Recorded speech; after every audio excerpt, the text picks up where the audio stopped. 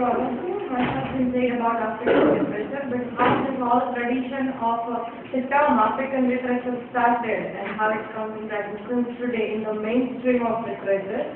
So the topic of my presentation is General Estimate of African Literature. Because whenever we utter this idea or term of or try to define the term African literature, the thing comes in our mind is literature produced on the continent of on the African continent, or things written about African people. However, Africa is such a continent that is crammed with dozens of cities and countries, where in dozens of countries with different traditions and different kind of development and nationhood. And it is in the absence of a common thread to find the literary development of all this together. That coherently to present all these things together is not possible in African literature. However, some things are common, which can be found in all African literature continents. That is a long tradition of oral literature. It is rooted in the oral presentation and storytelling art. And until the 20th century, find little things are written. So, in absence of this absence of literacy, oral tradition or memorizing or recitation through which African literature is survived. And in oral, so in 20th century, it became institutionalized and came in the context with the global literature. So, the African culture has a twofold aspect. The sense of being old and timeless in theme and matter in form, at the same time the latest addition to the global literature and culture. Now the oral literature, in the tradition of oral literature, collectively they are told as a folklore, orature or verbal art. All these things include myth, legend and a great thing of proverbs and epigrams that we start. They vary in theme, prose and prose words and all. And starting from one-line proverb to the epic tradition, all these things are included in oral literature.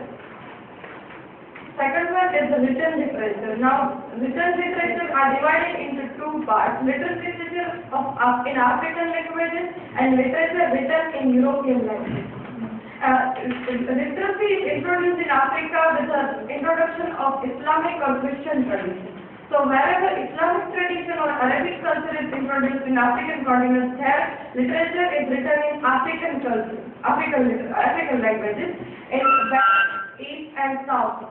There are collectively there are 6 or 7 African languages in which these literatures are written. That is Amharic, Somali, Swahili, Yoruba, Hausa and Xhosa and Xhosa. These are the African languages in which literatures are written. And literature in European languages, they come from Anglophone, Francophone or Lusophone. Anglophone literatures are written in English language, that is European English language. Francophone is written in French language and Lusophone is written in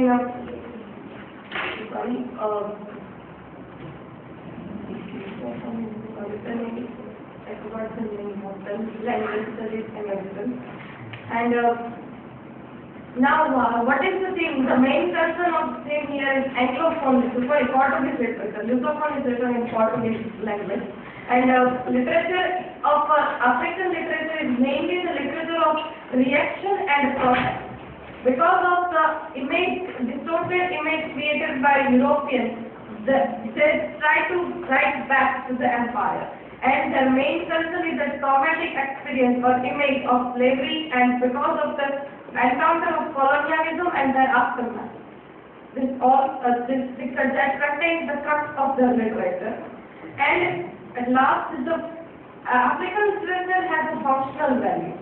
Traditionally, if we study European literature, we believe that the primary function of literature is to entertain and then to provide some moral value. But this code is altered in African literature. They believe in the functional value. They thought that art is the function of society. That art should be in the service of society only, not as entertainment. And they debunked the school of art for art's sake. And Chinua Achebe writes that art for art's sake is just another piece of deodorized doctrine. Art is and was always in the service of man. Art should be in the service of man, and that's why it becomes protest literature. But until and unless it serves the function of entertainment, African literature has to suffer a lot to come in the main genre of literature. So, along with presenting the traumatic experience or aftermath of colonialism, it should be entertained in such a way that people get the message that what they have suffered the scar, and at the same time they can enjoy the literature. Thank you.